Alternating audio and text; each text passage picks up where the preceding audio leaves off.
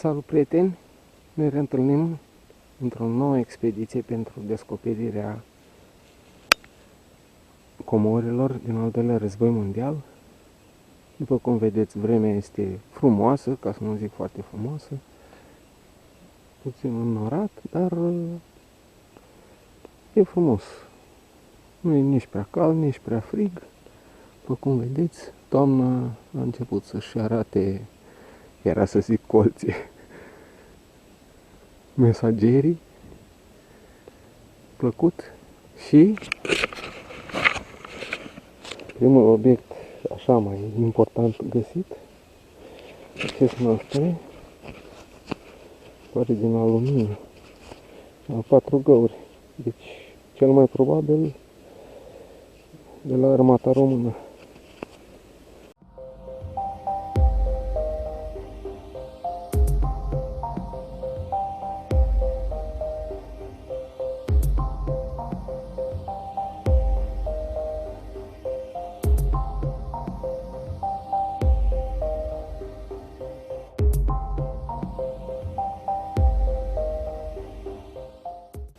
Salut, prieteni! Ne reîntâlnim la un tub de cartuș Mauser tras, se pare că de o pușcă, după toate aparentele. Așa. Da. Și cred că e un Drojovka Brno, un 792 Mauser, Drojovka Brno.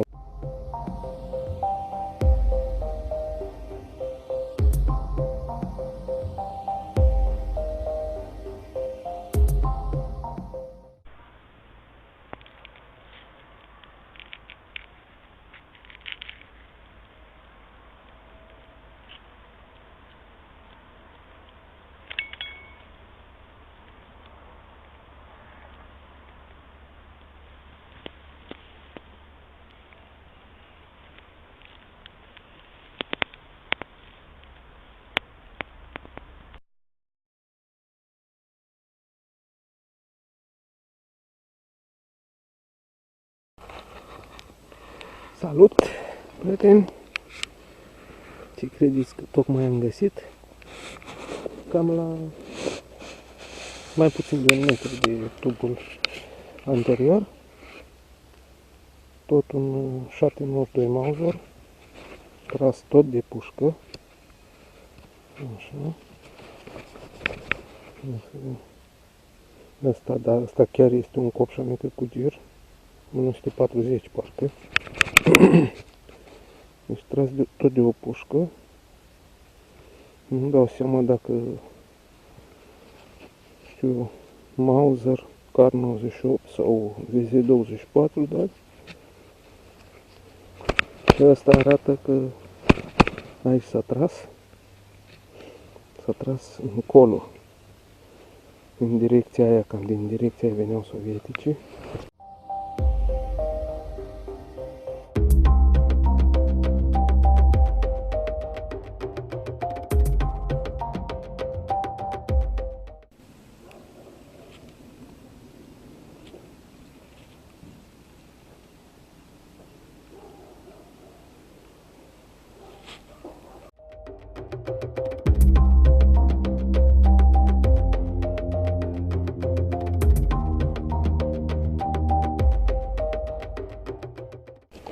Salut, prieteni! Aș fi comentat tubul ăsta de cartuș tras, cel mai probabil de o pușcă Mauser Kar 98, dar poate observați și voi, este un tub de cartuș Mauser fabricație germană, deci ar putea fi un semn al prezenței militarilor germani. Nu știu dacă neapărat o unitate sau era unor militari germani în această zonă. Pare că la 12 o'clock scrie pe 370, aici 1936, deci anul 1936, bineînțeles S-ul cu stea, care indică alama, și lotul 9, parcă, sau 6.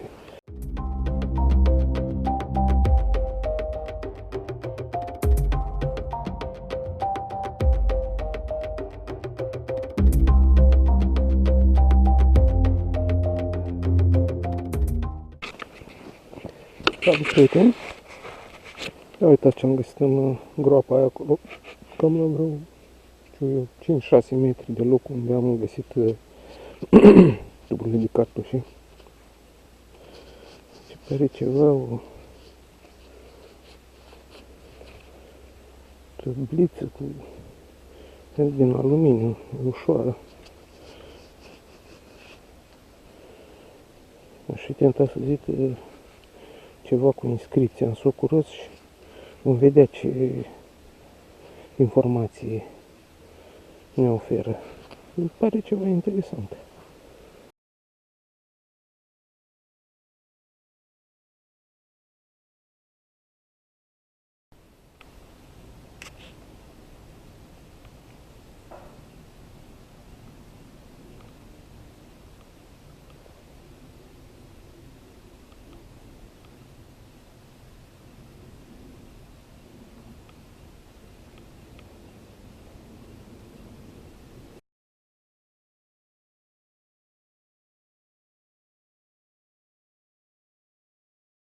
Salut, prieteni! Un alt tub, bănuiesc Mauser, tras. Nu-mi dau seama exact acum de la cine provine, dar interesant, tras și se pare tot de pușca Mauser, Kar 98. Interesant. Încă și încă o dovadă că și ei s-a tras, au fost lupte.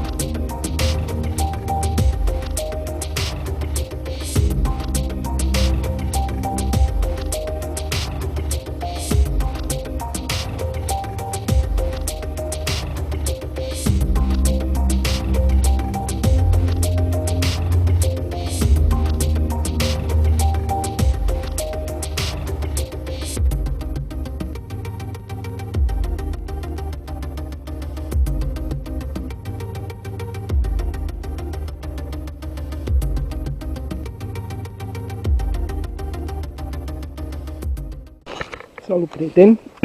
Ne revedem la un tub de cărtuș Mauser tras, așa, cam la vreo, știu eu, maxim 3 metri de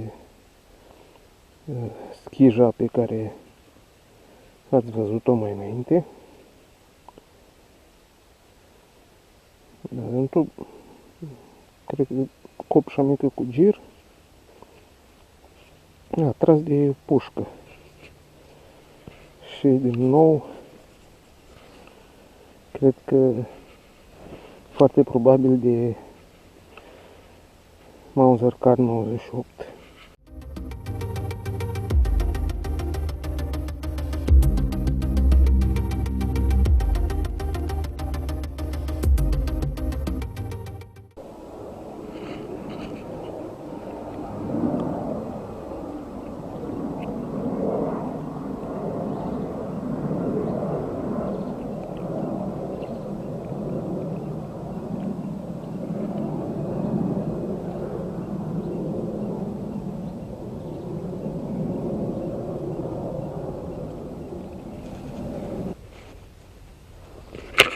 Salut, prieteni! Ne vedem. La ce credeți? Nu știu ce credeți, dar eu chiar nu îmi dau seama. Probabil un proiectil, un obuz, ceva. Un rest de la un proiectil sau obuz. E interesant. Am mai văzut bucăți, fragmente, schije, dar așa chiar n-am mai văzut. Deci, asta o fi drive band-ul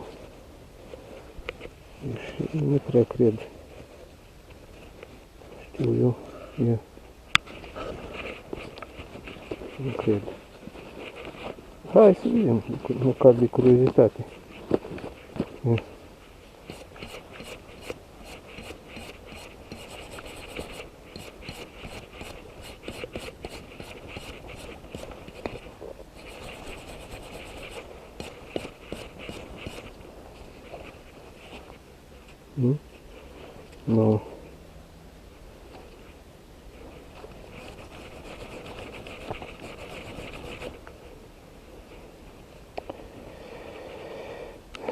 Nu se cunoaște mare lucru, dar oricum e ceva interesant.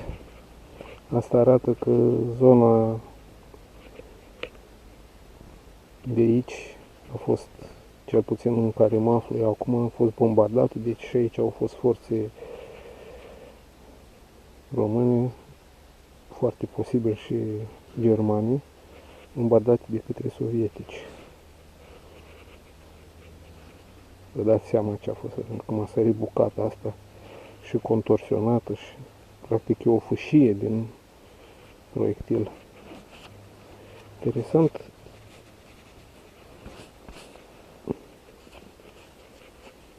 Chestia asta, dacă știți cumva de la ce proiectil sau obuz ar putea proveni fragmentul ăsta, având în vedere ceea ce vedeți acum, nu uitați să scrieți în comentarii. Chiar sunt curios. Aștept părerile voastre.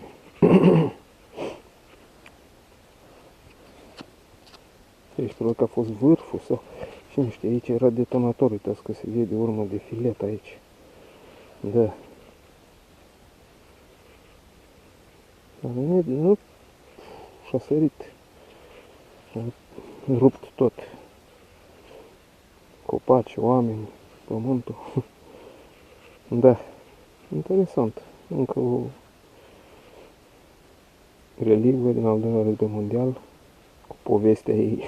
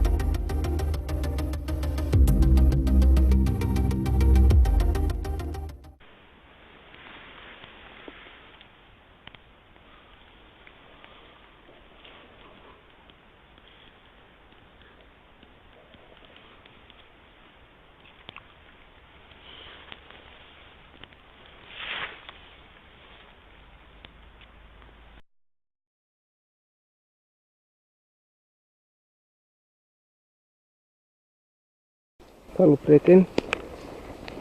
Cam la, știu, maxim 50 de centimetri de fragmentul de proiectil pe care l-am găsit mai înainte. Uitați, un tub, bănuiesc Mauser 792 tras. Se pare că tot de o pușcă, da. Deocamdată nu se cunoaște nimic, dar bineînțeles că am să-l curăț. Să vedem ce informații ne oferă.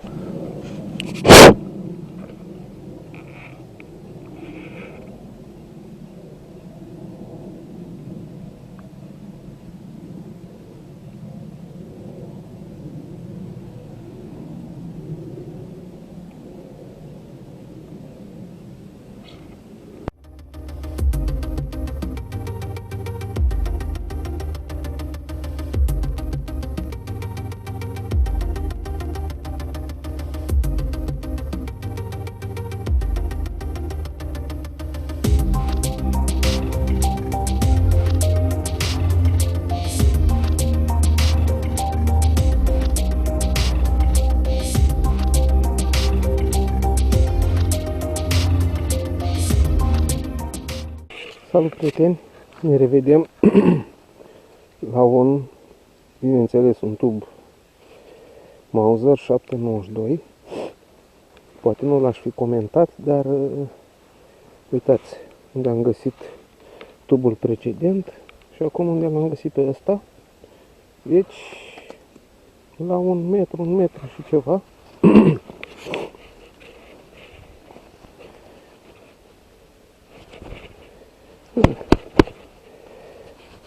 Impresia că e, nu știu, cred că e copșa mică cu gir. Da. Copșa mică cu gir 1939, parcă. Da, interesant și ăsta. Ceva a fost aici, deci pe o suprafață de, știu eu, 25, 30 de metri pătrați. Am găsit foarte multe tuburi Mauser trase, inclusiv ați văzut fragmentul acela de proiectil sau obuz, ce era probabil sovietic. O poziție complexă în care s-a tras.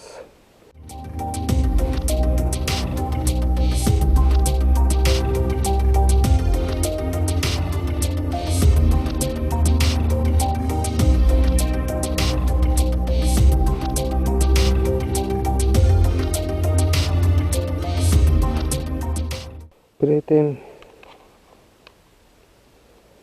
ce să zic, ne reîntâlnim la ceva ce rar găsești. Cred că recunoașteți această relicvă.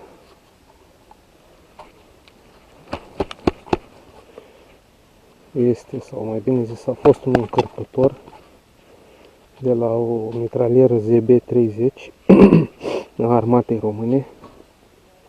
Mitraliera ușoară standard a armatei române în al doilea război mondial.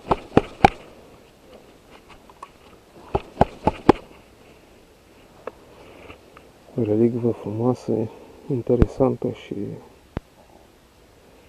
ce să mai zic, vedeți și voi.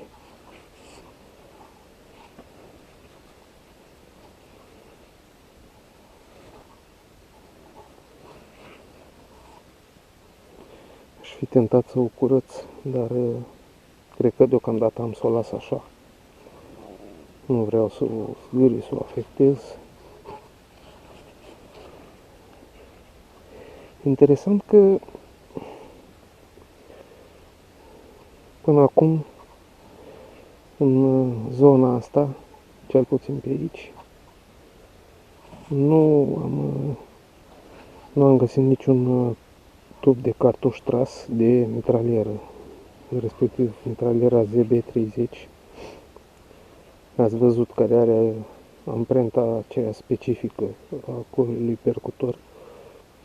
Deci nu ca un punct ca la pușcă, ci are așa ca o liniuță. Da. Interesant și emoționant, aș putea spune.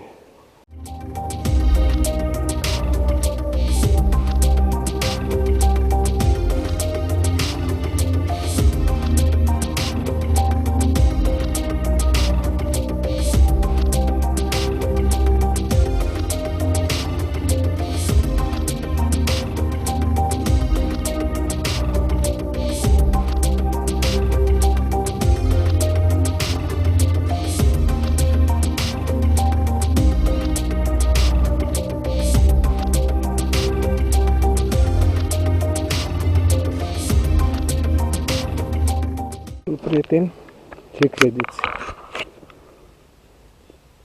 Practic în același loc în care am găsit încărcătorul de la mitraliera ZB-30, am găsit și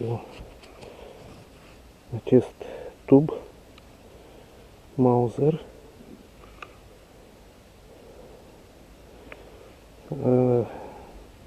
Aș fi fost tentat să zic că e tras de mitralieră, dar nu e tras de mitralieră, nu a fost tras de mitralieră, ci de o pușcă.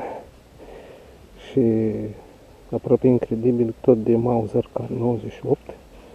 Se pare că acest tub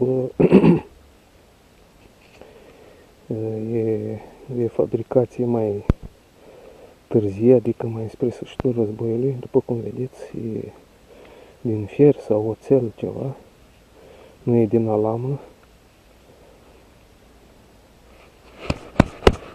Da, interesant.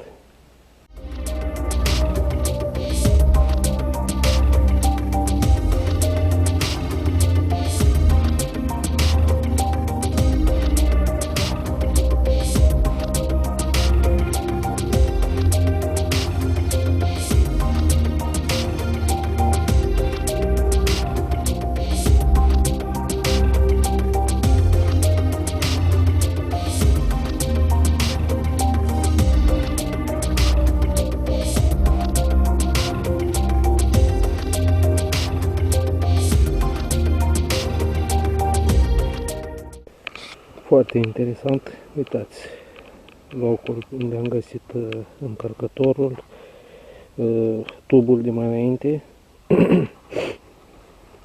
și ia uitați, aici în grupița asta, un nasturi, 4 găuri, da? Interesant.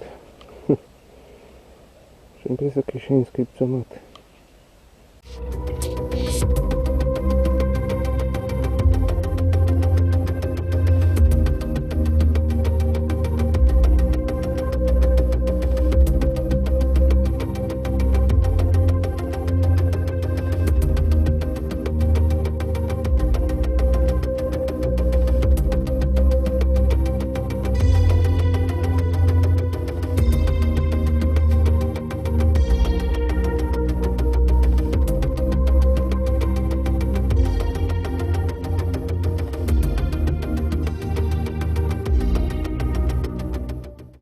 Salut, prieteni! Cred că ultimul obiect găsit pe ziua de azi, un tub, bineînțeles Mauser, tras,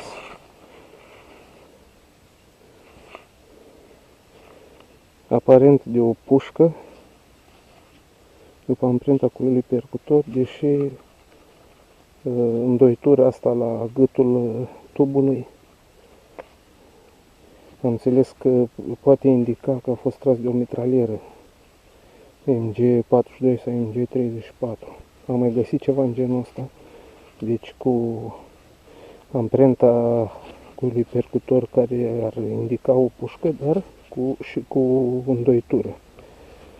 Acum nu știu, să vedem, poate o să mă ajutați voi să-l identificăm, mai bine zis, de ce armă a fost tras. Interesant.